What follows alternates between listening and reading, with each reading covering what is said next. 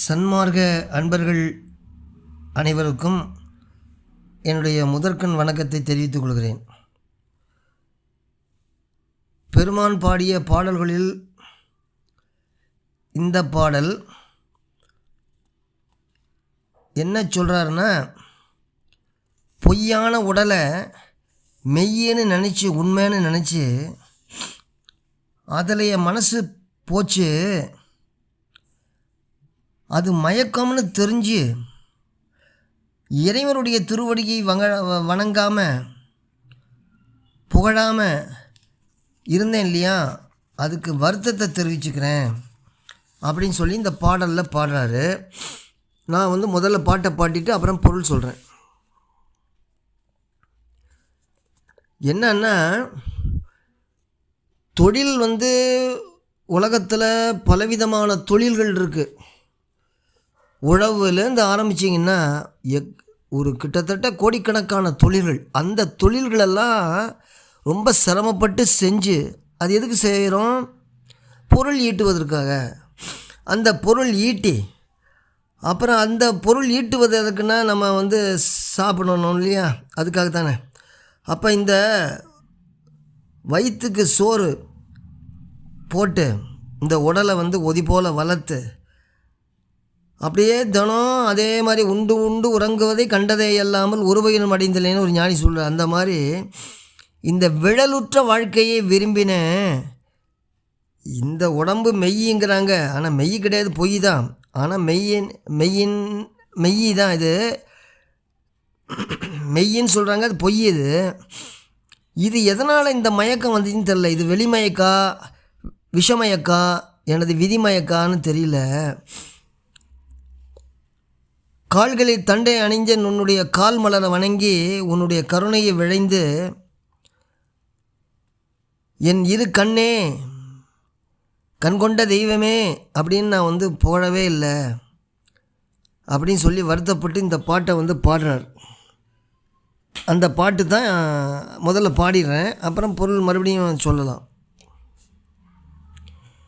உழலுற்ற உழவு முதல் ஒரு தொழில் இயற்றி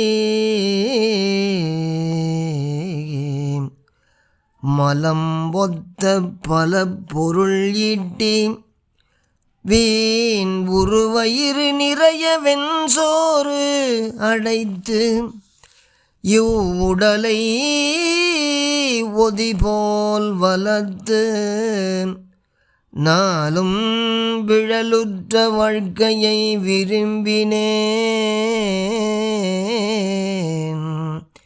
இவ்வைய உடல் பொய்யென்கிலேன். வெளிமயக்கோ மாயவிடமயக்கோ எனது விதிமயக்கோ அருகிலேன். கழலுற்ற நின் துணை கால் மலர் வணங்கி நின் கருணையை விழைந்து கொண்டு எம் இரு கண்ணே என புகழ்கிலேன்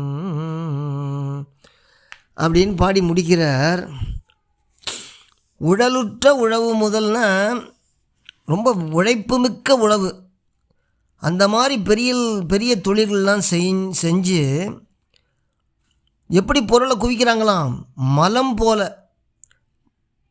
மலம் திரண்டு குவிவது போல பலவாய பொருள்களை தேடி குவித்து வீணா பெரிய வயிறு நிறைய இந்த சோறை இந்த உடம்பில் அடைச்சி எப்படி வளர்க்குறீங்க? ஒதி மரம் போல நாளும் வளர்த்துங்கிறார். ஒதி மரம்னா நீண்டு வளரும், பருத்து இருக்கும், ஆனால் எதுக்குமே உதவாது. அதான் ஒதிய மரம்பாங்க. இந்த உடம்பை ஒதி மரம் போல் வளர்த்து வீழ்தல் படுடைய எப்படியா இருந்தாலும் ஒரு நாளைக்கு வீழ்ந்து படும் இல்லையா இந்த உடம்பு. அந்த வீழ்தல் உடைய வாழ்க்கையை விரும்பி ஒழுகின இது எதனாலே தெரியல ஐயனே. இந்த வெய்தாய இந்த உடம்பை பொய்யன என்னலை. இதுக்கு காரணம் என்னுடைய வெளிமயக்கு தோற்றமா, பிறவியாகிய விஷமயக்கமா, எனது விதி மயக்கமா, விதி செய்கிற மயக்கமா என்னால் அறிய முடியல. அதனால் கடல் அணைந்த நின்னுடைய 2 திருவடியாகிய மலர்களை வணங்கி நின்னுடைய திருவருளை விரும்பி பெற்று என்னுடைய கலைகளே இரண்டாகி என்னுடைய கண்மணியே என்று புகழ என் மயக்கத்தை ஒழித்து எனக்கு அருள் புரிக அப்படின்னு சொல்லி இந்த பாட்டில் வேண்டுறார்.